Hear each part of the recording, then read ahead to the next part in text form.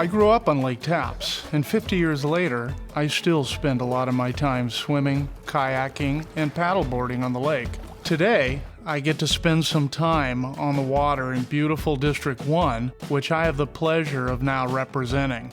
And sometimes I'm in awe just how big and beautiful this lake really is. In my floating ponder, I begin to wonder about the Sheriff's Marine Service Patrol and all the safety oversight they manage on Lake Tapps. And wouldn't you know, right then...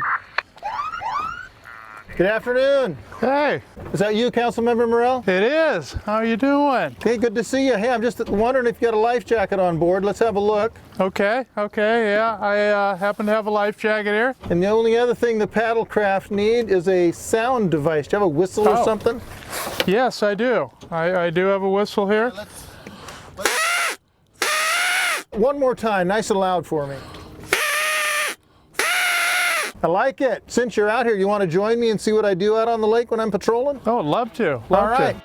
Sheriff Ward was kind enough to provide me with a little bit of history of the lake and the rules of the water. Back in the early 1900s, there were 3 or 4 lakes that they decided to join into one lake. There was Crawford Lake, Kirtley Lake, Church Lake, ran a series of dikes and then filled it with water from the White River.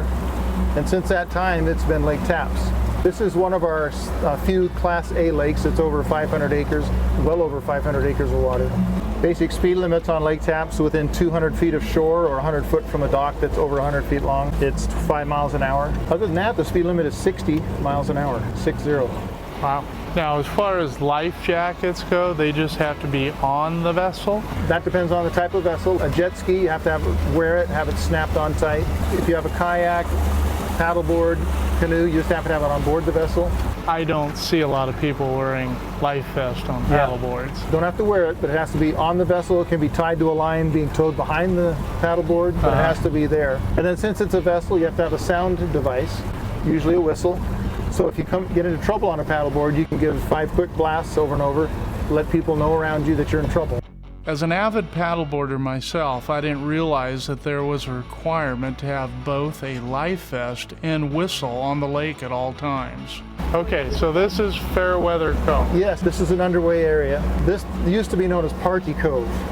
Large parties, 50 to 100 boats. Oh, okay. A lot of drinking, a lot of untoward behavior, and some of the citizens were extremely upset spending a weekend watching what was going on. The council, 2013, I believe it was, they made it permanent that this was an underway cove. Not even a single boat can sit here. Now let's say you break down and your boat stops running and we come and talk to you. We're not going to write you a ticket, but the ticket is $615.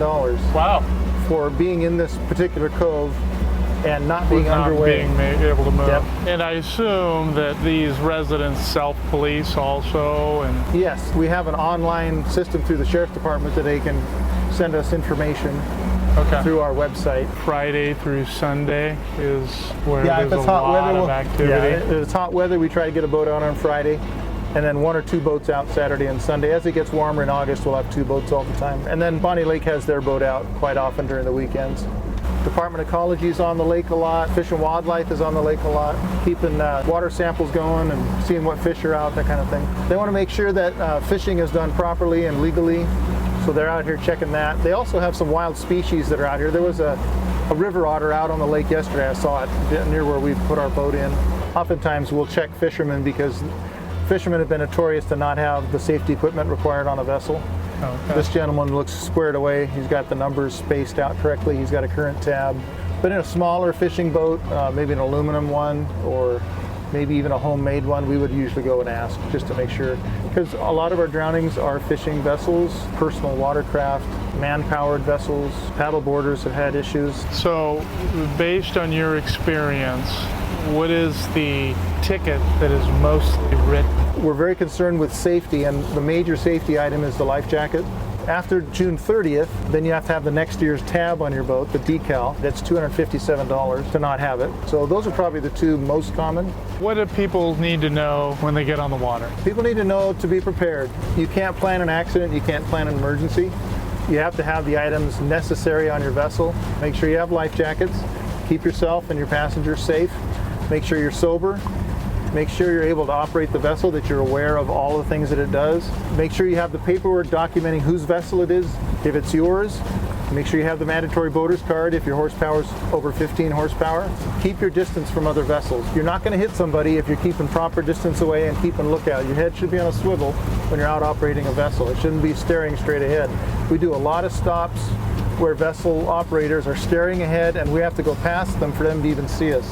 Even with our blue light on, trying to sound out a horn, that type of thing. You want to sit down? I'm going to get going a little fast. Okay. Nice footrest there for you. Yeah. And like I said, just have a hold of something. I'll have the steering wheel. But Boater safety is no joke. The Sheriff's Marine Patrol is working hard to keep us all safe. And all of us here at Pierce County want to make sure your time on the lake is as enjoyable as mine is today.